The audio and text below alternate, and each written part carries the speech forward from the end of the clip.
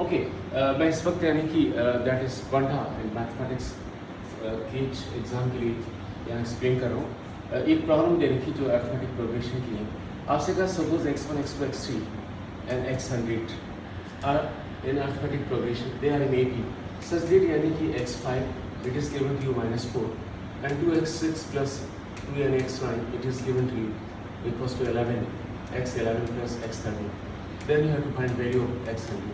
में से आपको यानी कि इस AP की 100th नंबर की टर्म को आपको फाइंड करना है।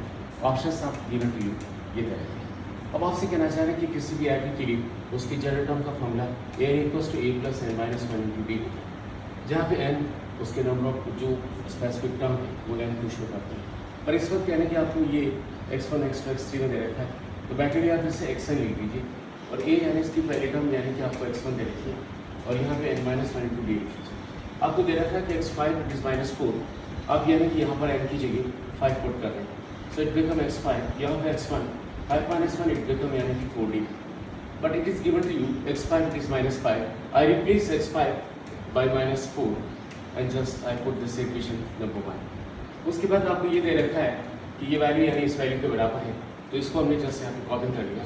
इट इज़ टू आपके भी एज इट इज़, अगर x6 को इसी फॉर्मूले से लिखें तो x1 प्लस 5d हो जाएगा, फिर 2 आपका एज इट इज़ है, x9 को लिखें तो यानी कि x1 प्लस 8d हो जाएगा by using the same formula. x11 के लिए इसी में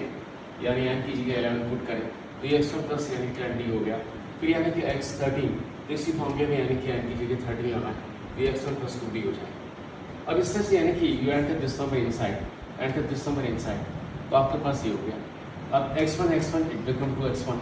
and it is 10d plus 12d it become 22d, 2x1 के ड्रॉप आउट, आपके पास 2x1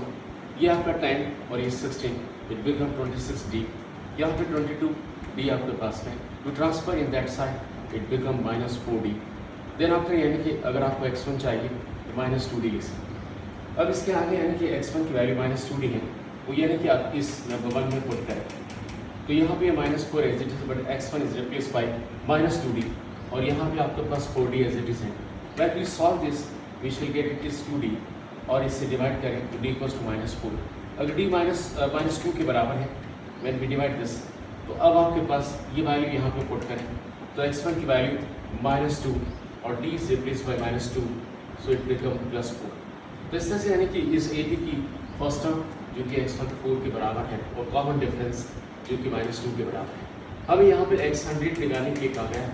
तो x100 के लिए x1 plus 99d, I replace x1 by 4, I replace d by -2 and I just solve it, my answer is -194, it is the 100th term of this AP. Nice.